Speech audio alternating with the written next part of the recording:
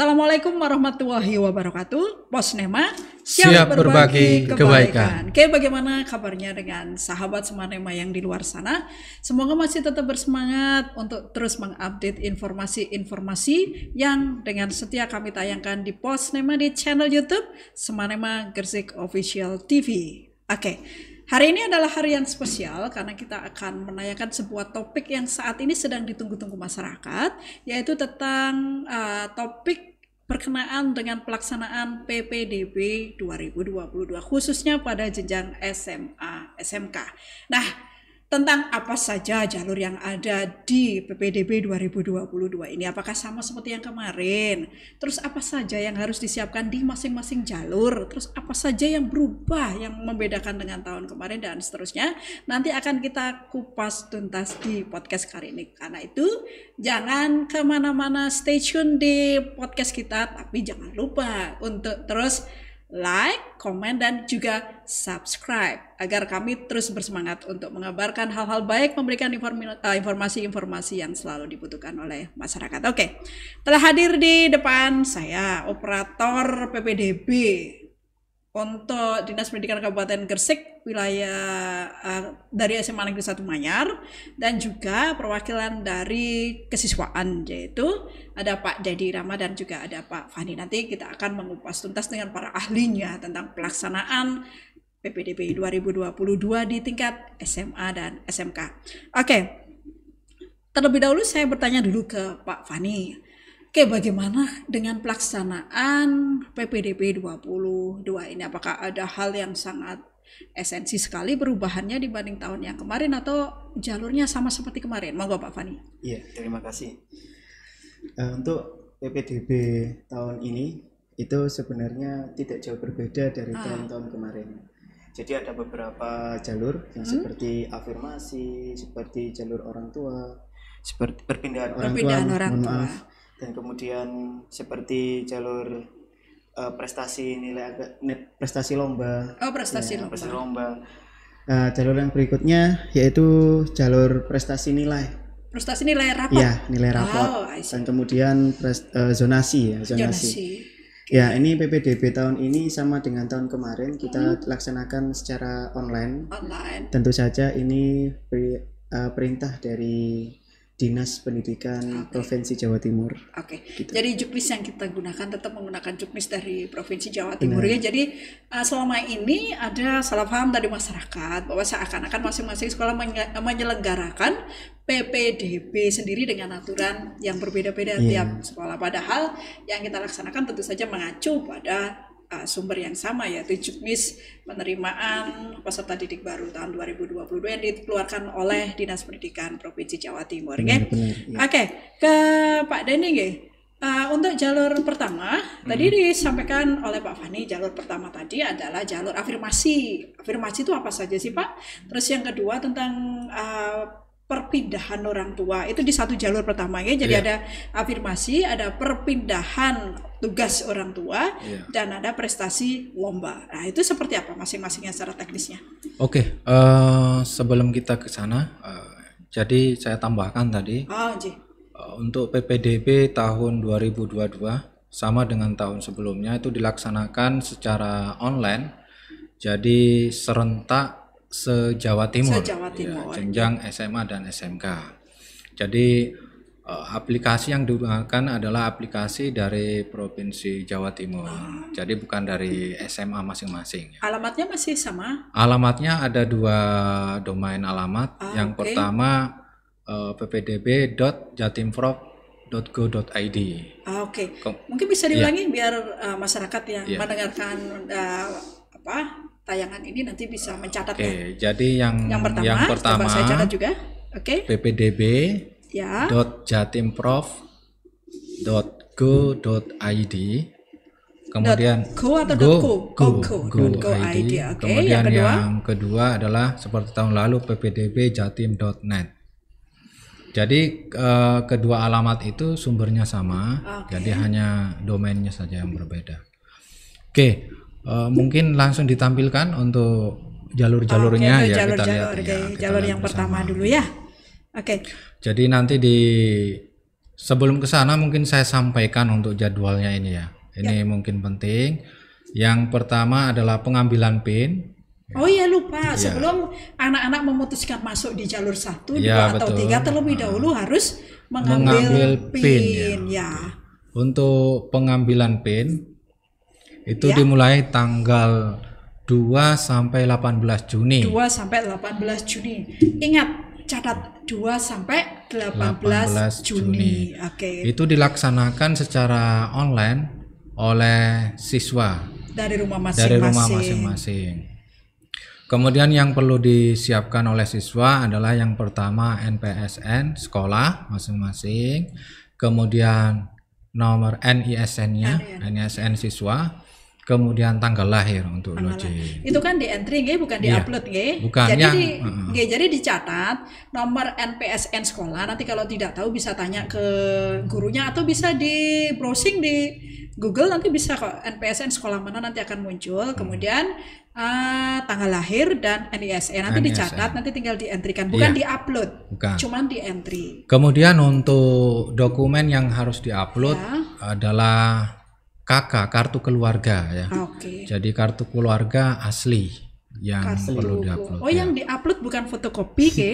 Bukan, yang asli. Jadi difoto, kartu keluarga asli difoto, kemudian nanti diupload. Oke. Nah, kayaknya kita agak lama harus memberikan porsi untuk pembicaraan tentang kakak, nggih? Iya. Jadi kakak aturannya sama seperti tahun kemarin atau bagaimana? Monggo Pak Dadi. Sama tahun kemarin. Jadi untuk kakak itu 1 tahun ya, jadi minimal 1 tahun. Usia kakaknya minimal 1 tahun. Ya, terus untuk yang mengalami perubahan kakak, misalnya kan ada kasus pecah kakak, kemudian ada penambahan misalnya anak baru dan seterusnya, itu kan kakaknya berganti. Nah, jika tanggal kakaknya kurang dari 1 tahun, maka dilengkapi dengan surat keterangan dari RT RW mengetahui kepala desa. Oh, atau kalau memang tidak mau ribet ya pakai kakak yang lama boleh? Boleh, kakak yang lama. Fotokopi boleh, berarti. Fotokopi tapi legalisir? Yang penting ada legalisirnya. Oh, jadi begini, kalau ada yang mau pecah kakak, terus kemudian setelah dipecah kakaknya karena penambahan anggota keluarga atau mengeluarkan anggota keluarga yang lain, akhirnya kakak yang baru usianya kurang dari 1 tahun, maka bisa upload fotokopi kakak yang lama.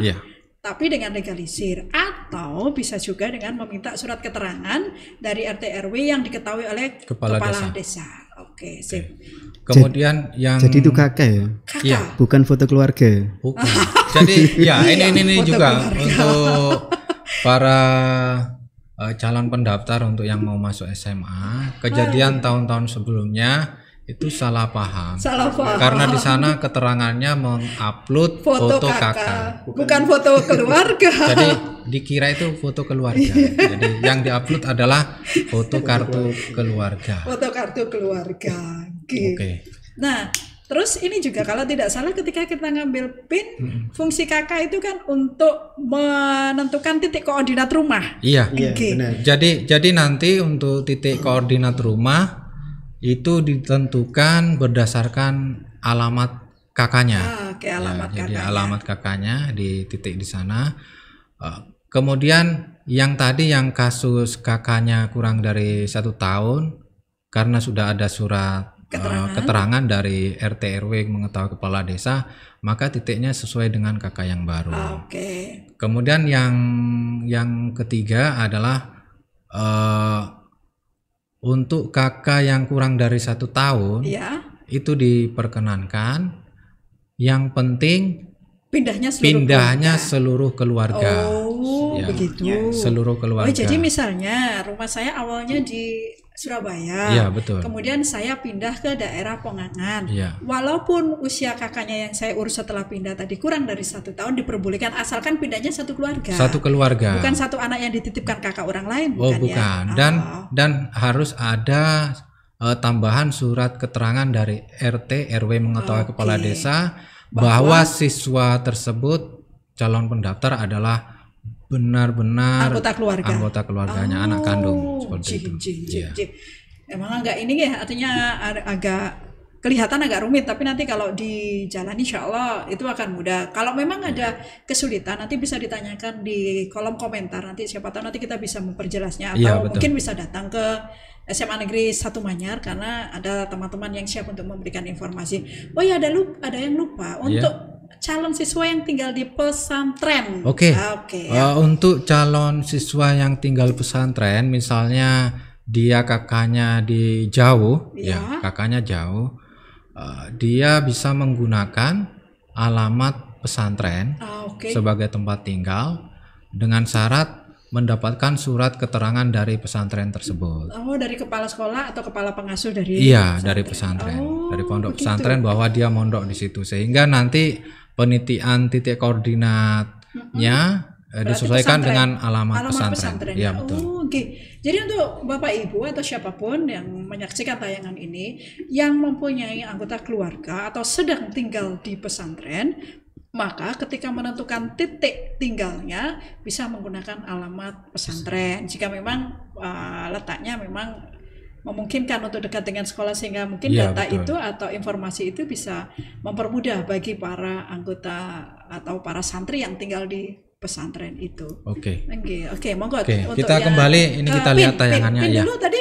Hanya itu saja sudah, berarti pinnya hanya yang diupload untuk pengambilan pin itu hanya urusan kakak dengan penjelasan yang sebelumnya tadi. Setelah itu anak-anak akan mendapatkan nanti nanti bisa dicetak. Bisa dicetak atau difoto juga boleh. Cetak mandiri, nggak harus. Nah, nanti pin itu akan digunakan untuk mendaftar di PPDB dengan alamat tadi. Jadi di alamat ppdb.jatimprof.go.id atau di ppdbjatim.net. Betul. Monggo dilanjutkan Pak Dedi. Jadi nanti kalau mendaftar nomor PIN dan tanggal lahir nanti yang digunakan. Oke, kita langsung ke tahap pertama ya. Tahap pertama itu ada jalur afirmasi. Kemudian perpindahan tugas orang tua atau wali, dan prestasi hasil lomba. Untuk jalur afirmasi itu nanti ada dari keluarga tidak mampu, kemudian anak buruh.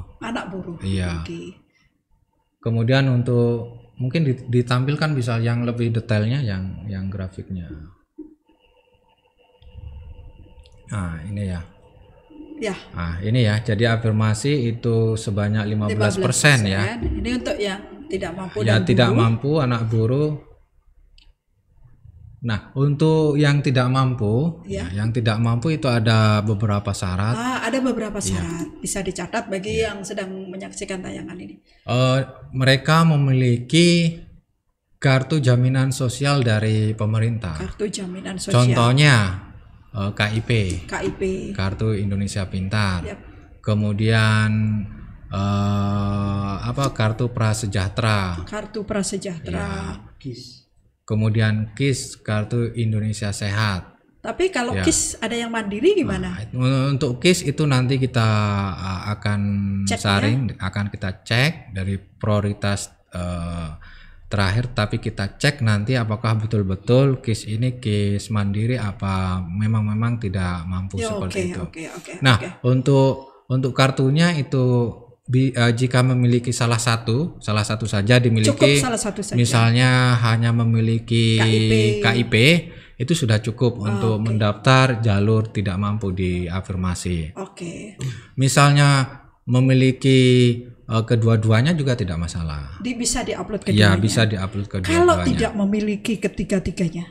Jika tidak memiliki ketiga-tiganya, jika benar-benar tidak mampu, maka bisa menggunakan surat keterangan tidak mampu yang dikeluarkan oleh desa atau kelurahan. Oh, begitu.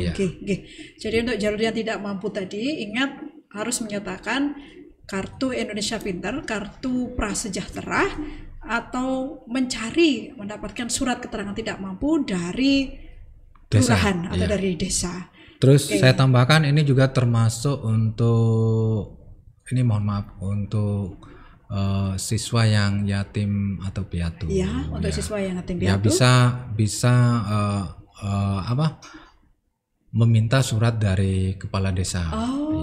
Otomatis nanti dari data yang akan terkumpul maka akan kita lakukan survei lapangan seperti apa betul-betul datanya. Biasanya kalau yang jalur tidak mampu itu biasanya ada tempat, ada slot untuk foto kondisi rumah biasanya kalau tahun-tahun kemarin sebagai dasar kita untuk melakukan benar-benar memastikan bagaimana kondisi kayak ekonomi. Ada juga ya, ada sama juga. Ya. Nanti tinggal yang nanti tampak depan, terus dapur, tempat tidur. Ya betul, terus lantai rumah dan seterusnya. Tetap menyiapkan itu ya. Disiapkan, nanti diupload berkasnya, fotonya. Nanti tetap akan kita lakukan survei. Iya. Akan kita pantau siapa-siapa yang betul-betul benar-benar dari keluarga tidak mampu. Oke. Tapi jangan lupa ya untuk kualitas gambar. Kemarin kita ngecek gambar, tapi kemudian kualitas gambarnya ketika moto kondisi kamar gelap sekali ininya, artinya lupa untuk menyalakan lampu di kamar sehingga foto yang kita terima tidak jelas. Akhirnya kita harus melakukan survei lebih dalam. Intinya apapun yang kita lakukan di sini tidak ada upaya untuk mempersulit. Kita hanya berusaha untuk bagaimana caranya data yang kita terima itu benar-benar valid, seperti itu. Oke, untuk yang kedua anak buruh ya. Anak buruh yang disiapkan apa untuk anak buruh? Untuk anak buruh ini anak buruh sebenarnya anak buruh yang tidak mampu bukan anak buruh karyawan perusahaan yang punya gaji gede 16 juta misalnya. Jadi ini adalah buruh yang tidak mampu. Jadi ada syarat sebelumnya. Untuk syaratnya yang pertama adalah dia memiliki kartu bantuan dari pemerintah. Tetap berlaku baik itu KIS ataupun KIP ataupun Prasejahtera. Kemudian yang kedua ada kartu keanggotaan organisasi. Kayak SPSI. Ya, kayak SPSI dan lain sebagainya. Seperti itu. Kalau misalnya beliau adalah pegawai outsourcing yang tidak mengikuti SPSI, bisa enggak suratnya itu diganti dengan surat keterangan dari outsourcingnya bahwa beliau bekerja dengan gaji sekian, boleh? Nanti di upload saja. Nanti di-upload saja. Akan kita teliti semua berkasnya, apa betul-betul berkasnya sesuai, kemudian betul-betul tidak mampu, pasti akan kita prioritaskan seperti itu. Oke. Ini berlaku bagi siapapun di zona kita ya. Iya, di Tapi Kabupaten aturan Gresik. zona itu maksudnya artinya Manyar tidak harus berada di sekitar Manyar, enggak? Artinya dari yang dimaksud zona itu apa? Jadi yang dimaksud zona itu adalah satu kabupaten. Satu kabupaten. Ya, Kabupaten Gresik. Kemudian otomatis nanti juga pengaruh ke jarak. Jadi kita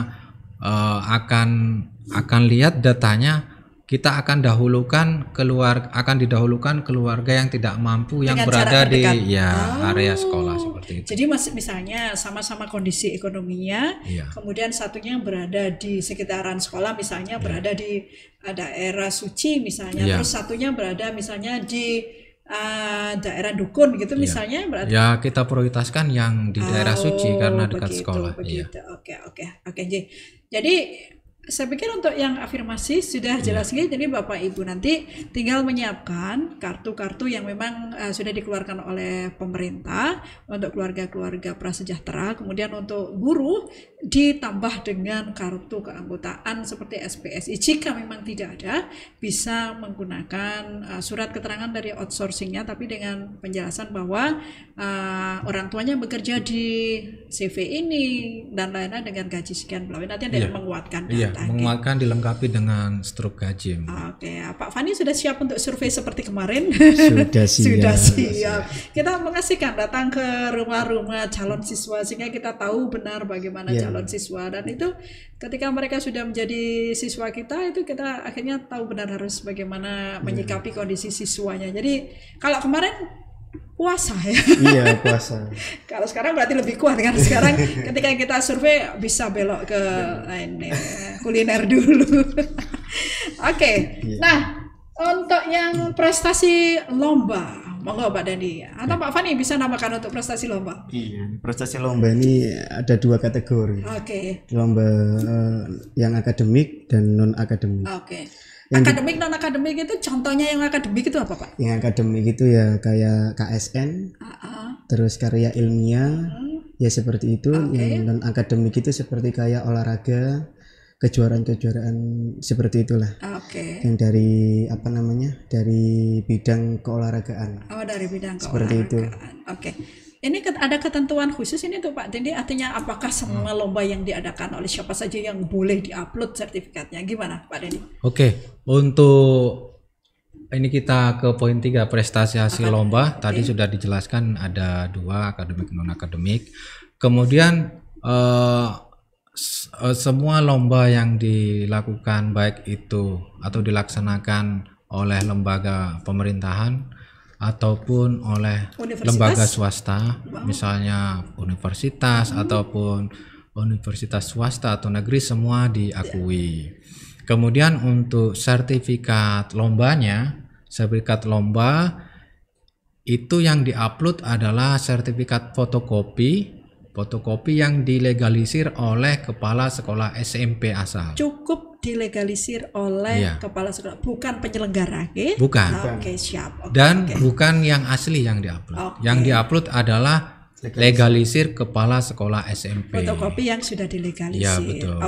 Termasuk sertifikat kejuaraan online. Begitu kan sekarang kemarin banyak olimpiade yang online, boleh? Boleh. Oh, siap. Jadi boleh, jadi tetap dilegalisir oleh kepala sekolah SMP. Kemudian itu nanti diupload berkasnya dan sertifikat yang diupload tidak hanya satu. Misalnya dia ada beberapa sertifikat mengikuti lomba, misalnya punya 5 sertifikat. Nah, semua sertifikat itu silakan diupload. Tidak ada batasannya? Tidak ada batasan. Baik itu akademik ataupun non akademik, baik itu for individu ataupun berguru. Oh begitu, jadi sekali lagi ini sebuah berita baik bahwa ternyata sertifikat lomba yang bisa untuk diupload itu adalah sertifikat lomba yang diadakan oleh siapapun, baik oleh pemerintah secara berjenjang ataupun oleh lembaga swasta, apalagi universitas, dan semuanya boleh diupload. Terutama yang kalau misalnya dia malas ngupload, kan ada ini calon siswa kita yang banyak sekali ini, cuman dia kok segini banyak ya malas, kemudian saya pilih 10 yang terbaik, bagaimana? Nggak masalah? Nggak masalah. Misalnya ada yang nasional juara 1, ada yang juara 3, nah itu boleh. Tapi yang lebih baik diupload semua. Lebih baik. nanti panitianya juga yang periksa juga ini, dan jangan lupa bahwa yang nanti akan otomatis akan di-point oleh sistem.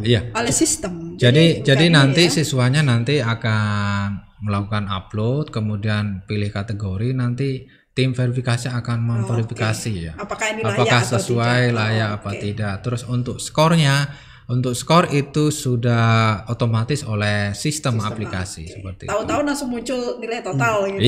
Jadi nanti ada nilai total. Langsung di ranking, diputus jepret kita butuhnya berapa. Betul. Oke, siap. Keren, penjelasan yang luar biasa. Saya pikir ini sangat teknis sekali sehingga sangat mudah difahami oleh para calon siswa yang ada di luar sana untuk bagaimana sih besok bisa mengikuti jalur ini dengan cara yang benar. Ada lagi yang di jalur pertama? Ada ketinggalan tadi. Coba kembali ke perpindahan tugas orang tua. Lupa ada perpindahan tugas orang tua. Ini ada banyak ini banyak kriteria untuk kepindahan tugas orang tua. Untuk perpindahan tugas orang tua atau wali ini berlaku bagi orang tua yang pindah dari luar kabupaten ke Kabupaten Gresik. Kalau sesama kabupaten nggak boleh ya? Kalau kecamatan nggak boleh. Nggak boleh. Misalnya kemarin misalnya saya ngajar kemarin di Kedamaian, terus sekarang pindah tugas ke SMA Manyar, nggak boleh? Nggak boleh. Oh begitu. Jadi lembaga instansi pemerintah ataupun swasta. Misalnya untuk pemerintah, misalnya TNI Polri, kemudian untuk lembaga ASN, lembaga swasta misalnya dari perusahaan, yang penting perusahaannya berbadan hukum. Contoh perusahaan yang tidak berbadan hukum ada? Misalnya, ya banyak lah ya. Yang tidak berbadan hukum nggak ada lah. Misalnya wira swasta kan. Oh, wira swasta. Ada juga kan yang berbadan hukum, misalnya CV. CV pun boleh ya, asalkan berbadan hukum. Iya, berbadan betul. Oh, misalnya saya punya CV.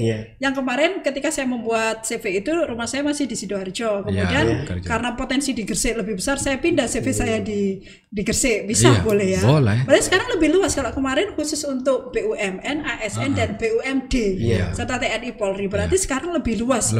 Berbadan, yang penting berbadan hukum. Berarti harus menunjukkan bukti bahwa CV yang disebut nanti kan tetap ada nomor badan hukumnya kan ada tercantum seperti itu. Nah, ini sebuah kesempatan yang luar biasa untuk para sahabat Posnema yang di luar sana, karena ternyata aturan semakin kesini semakin memudahkan bagi siapapun yang masuk di sekolah-sekolah negeri yang ingin dituju. Sebuah berita bagus saya pikir. Terus mungkin saya tambahkan untuk yang tadi yang pindah tugas ya. Itu kan dia pindah tugas otomatis kan ada dua ya. Yang pertama dia memiliki rumah dinas, misalnya ya kan ada kasusnya. Kemudian tidak memiliki rumah dinas, misalnya tinggal di kos-kosan apa di mana. Yang dimasukkan yang mana itu? Nanti untuk alamatnya ya, alamatnya nanti dia bisa menggunakan domisili alamat rumah dinasnya seperti itu. Siap. Jadi nanti ada keterangan bisa dari desa ataupun dari kepala perusahaannya, pimpinan perusahaan bahwa dia tinggal di sini, sehingga yang digunakan untuk titik tempat adalah domisilinya tadi. Walaupun kakak awalnya bukan kakak di situ, walaupun misalnya pindah dari Sidoarjo, berarti kakak awalnya Sidoarjo, tetapi ketika sudah pindah di Gresik dengan aturan-aturan yang berlaku, maka yang kita pakai adalah alamat terbaru, sesuai dengan domisili tadi. Pakai menyertakan surat keterangan domisili dari pejabat setempat atau pimpinan perusahaan. Keren. Tapi mutasinya kurang dari 1 tahun ya? Iya, kurang dari 1 tahun. Yang mutasi lebih dari 1 tahun berharap sudah punya kakak di tempat tinggal yang baru. Betul. Sip. Sebuah informasi yang luar biasa. Tapi ada lagi nggak kalau mau dikulik, ada 1% dari tenaga nakes masih ada sekarang? Iya, masih ada. Iya. Untuk tenaga kesehatan masih ada, jadi 1%. Nah, kalau dulu kan aturannya rumah sakit rujukan. Iya. Nah, sekarang puskesmas. Jadi diperlebar jadi puskesmas, semuanya kan menangani COVID-19. Jadi dari puskesmas, kemudian nanti berkasnya adalah surat keterangan dari kepala puskesmas bahwa dia termasuk tim yang menangani Satgas COVID-19. Siap. Oke. Kalau misalnya SMA Negeri 1 Manyar sekitar 400-an ya dari tahun kemarin, berarti kalau 1%-nya sekitar 4 orang saja. Oke. Jadi tahun ini ternyata masih ada peluang bagus untuk para calon siswa yang memiliki orang tua sebagai tenaga kesehatan. Kalau tahun kemarin hanya dibatasi dari rumah sakit rujukan, maka tahun sekarang ternyata lebih luas lagi. Boleh nakes yang bekerja di puskesmas asalkan menyertakan surat keterangan bahwa orang tuanya adalah orang tua yang terlibat di penanganan COVID. Seperti itu. Dan untuk petugas ini tidak hanya dokter, tapi perawat, kemudian mohon maaf, pengemudi ambulans. Oh begitu. Siap. Sebuah. Termasuk ini yang di laboratorium juga kan? Iya, termasuk. Oke, siap. Informasi yang luar biasa. Ya, ini angin segar bagi siapapun yang ingin masuk di sekolah-sekolah negeri yang diinginkan. Jadi ada banyak hal yang merupakan pembaruan dari tahun kemarin, tapi lebih ke arah hal yang menguntungkan bagi calon siswa. Oke, kayaknya di jalur 1 sudah ya. Jadi nanti jalur 1 diumumkan. Oke, jadi yang masih pernah ikut di jalur 1, kalau misalnya di jalur 1 atau jalur pertama tidak diterima, tidak lolos, masih bisa untuk mengikuti tahap kedua atau jalur kedua dan jalur berikutnya. Jadi ada selisih antara nanti pengumuman dengan pendaftaran jalur kedua.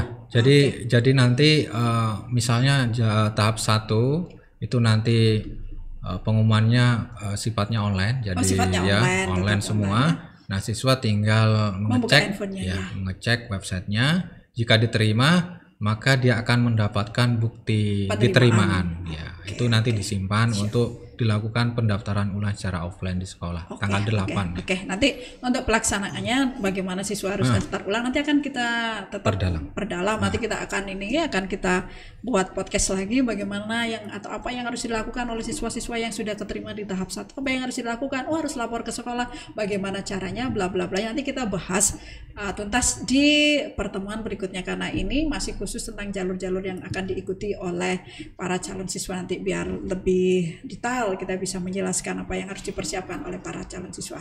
Oke, untuk yang Pak Fani, untuk jalur berikutnya jalur prestasi nilai rapot. Ya. Apa yang harus dilakukan oleh siswa untuk ini? Ya, mengupload nilai itu. Kalau nilai sudah terentry ya nilai? Sudah terentry secara otomatis. Jadi di jadwal sudah ada di jadwal di website ppdb.jatim.net ataupun ppdb.jatimprof.go.id, itu sudah ada entry rapot oleh SMP. SMP asal. Nah, itu tanggal 23 Mei sampai 28. Nanti untuk jadwalnya bisa dibaca sendiri. Kemudian verifikasi nilai rapot oleh siswa. Jadi siswa nanti ngecek nilainya apa sudah sesuai. Kalau sesuai dia menyetujui, kalau belum bisa diedit. Kalau tidak sesuai bisa datang ke sekolahnya untuk konfirmasi nggih. Nanti yang edit kan tetap dari pihak sekolah, operator sekolah ya. Kemudian untuk pembetulan nilai ini rapor oleh kepala sekolah tadi, kemudian setelah itu baru dilaksanakan pengambilan pil tanggal 18 Juni. Nah, seperti kasus tahun kemarin, ada beberapa calon siswa yang datang ke kita selaku sekolah pelaksana untuk PPDB SMA. Nah, itu ada yang mengatakan kalau datanya masih kosong untuk entry nilai rapot. Nah, apa yang harus dilakukan kalau misalnya sampai batas entry rapot oleh nilai sekolah SMP ternyata belum dilakukan? Apa yang harus dilakukan oleh calon siswanya? Jadi siswa nanti akan bisa melakukan entry secara mandiri. Secara mandiri. Menggunakan akun gimana? Akunnya saat pengambilan PIN. Saat pengambilan PIN tanggal 2 itu, mulai tanggal 2. Jadi nanti siswa akan diarahkan untuk mengisi rapotnya, nilai rapotnya. Siap. Jadi mulai semester 1 sampai semester 5. Ya, dia entry sendiri, kemudian nanti difoto, nanti diupload. Walaupun entry sendiri tidak jujur. Tetap jujur, karena nanti kalau sudah diterima tetap diverifikasi. Dan kalau misalnya walaupun diterima, ternyata kita menemukan ada data yang tidak valid, ada data yang direkayasa sehingga tidak sama dengan nilai yang sebenarnya, maka sekolah berhak untuk mengembalikan siswa menjadi tidak diterima, karena memang ada ketentuan bahwa ketika yang sudah terima ternyata melakukan pelanggaran yang tidak sesuai dengan apa yang sudah ditetapkan, maka sekolah berhak untuk mengembalikan pada orang tua atau menolak tanda diterimanya siswanya. Jadi hati-hati, walaupun nanti akhirnya entry mandiri, tetap bahwa kejujuran itu menjadi syarat untuk bisa melakukan aktivitas ini. Siap. Saya teruskan untuk tahap 2 tadi sudah dijelaskan jalur prestasi nilai akademik itu dari rapot, sehingga nilai itu akan diolah secara otomatis oleh sistem ya. Jadi akan dilakukan pemeringkatan. Yang diperhitungkan adalah yang pertama akreditasi dari sekolah tersebut, itu akan berpengaruh. Kemudian yang kedua nilai rapotnya sendiri, dan itu by sistem secara otomatis. Kalau kemarin grade sekolah itu 30%, kalau sekarang berapa? Sama. Sama ya. Jadi untuk nilai rapot ada 2 yang nanti akan menjadi bahan yang harus dipertimbangkan, yaitu tentang nilai grade sekolah 30% muatannya, dan yang kedua adalah nilai rapot dari siswa 70%. Jadi tentu saja grade sekolah ternyata cukup besar pengaruhnya 30% ya. Jadi tetap kadang kemarin kan ada yang kekhawatiran, loh kalau nilai di sekolah saya soalnya susah-susah ngasihnya, beda dengan di sekolah yang nilai rapotnya diobral tinggi-tinggi. Jangan khawatir, tetap ada ada akreditasi sekolah. grade sekolah atau akreditasi sekolah yang tetap dipertimbangkan untuk itu. Oke. Dan berikutnya, kalau kemudian siswa tidak bisa mengikuti di jalur pertama, kemudian tidak bisa juga di jalur kedua, ternyata ada jalur ketiga, zonasi besar loh ini, 50%. Jadi barang siapa yang rumahnya 0 meter dari pintu gerbang sekolah, dia otomatis sudah menjadi. Maka betul. Sekarang lokasi rumah itu bisa menentukan masa depan. Oke, jadi sebelum kita masuk ke jalur zonasi, jika ini harus dipertimbangkan oleh siswa ya. Jika sudah mendaftar di tahap pertama dan diterima, tidak perlu mendaftar, maka dia tidak akan bisa mendaftar di tahap selanjutnya. Sudah dikunci ya. Jadi harus mungkin dipikirkan dulu. Jangan sampai diterima terus Gak mau. Aku nggak mau. Itu udah sistem udah dikunci, jadi tidak bisa mendaftar kemana-mana. Jadi misalnya saya kan ikut pilihan pertama di sekolah A. Kemudian dia mikir lagi, kayaknya nilai rapot saya ini memungkinkan saya diterima di sekolah B deh. Coba ikut-ikut lagi jalur nilai rapot. Gak bisa ya? Gak bisa karena sudah dikunci, sudah diterima. Makanya yang harus dilakukan calon siswa adalah berdiskusi dulu bersama orang tua. Ya, betul, saya harus sekolah di mana ini? Dan kayaknya SMA Negeri 1 Manyar adalah pilihan utama kayaknya. Iya dong. Di sini siapapun akan ditemani untuk menjadi yang terbaik, itu pasti sudah menjadi moto kita ya. Bersama kita menuju ke titik kejayaan. Monggo zonasi Pak Fani 0 meter dari sekolah.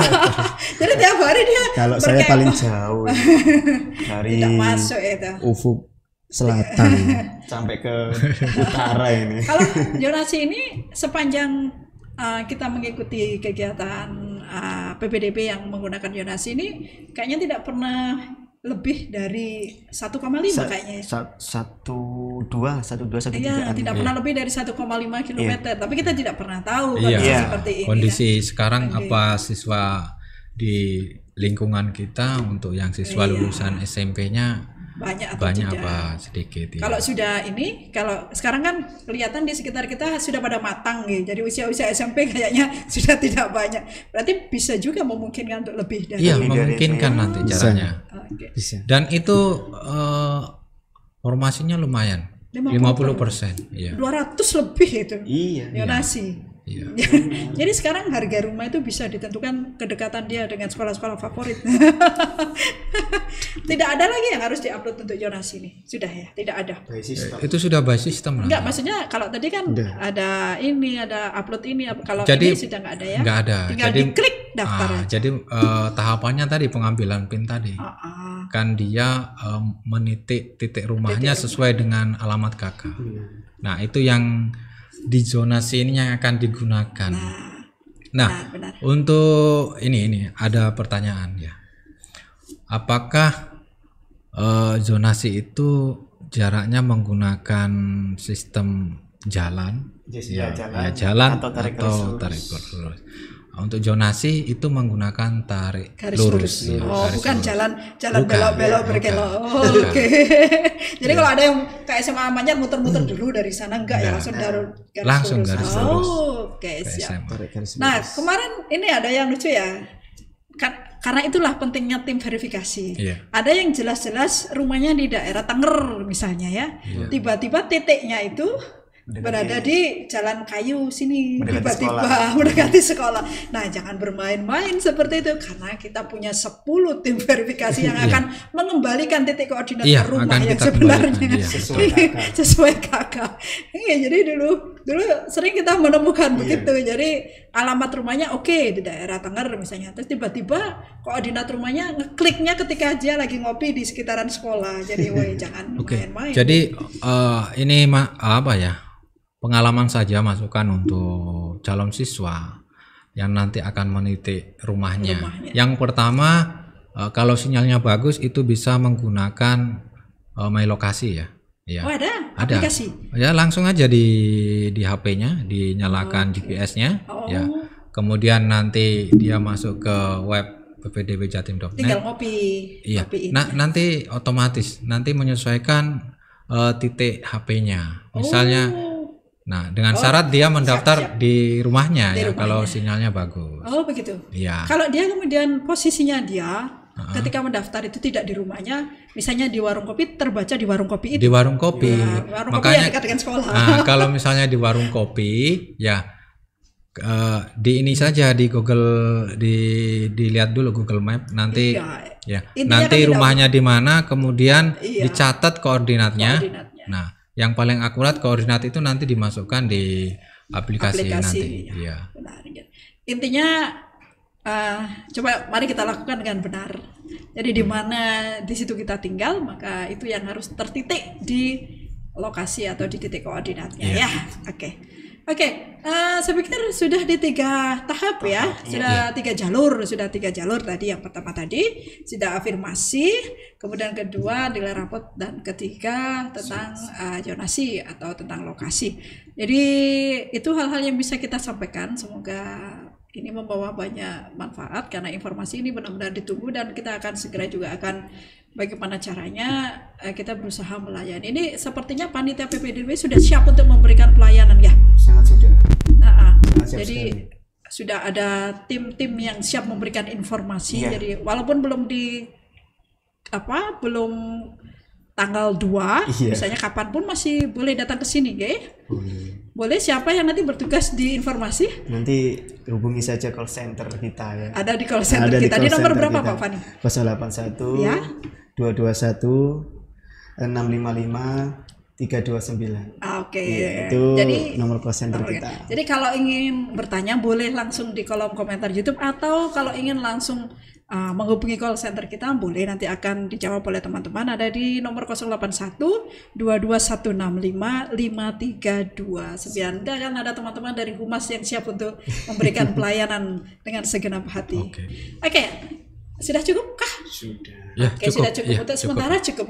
Jadi untuk para calon siswa yang sekarang sedang menyaksikan tayangan ini adalah sebuah informasi yang luar biasa, nanti akan memudahkan para calon siswa untuk bisa mengikuti proses masuk di sekolah SMA atau SMK negeri. Saya pikir tadi yang dijelaskan sudah sangat teknis dan semoga ini sangat membantu. Terima kasih atas kesetiaan untuk bergabung di channel YouTube Semanema Gresik Official TV. Ingat ada TV-nya.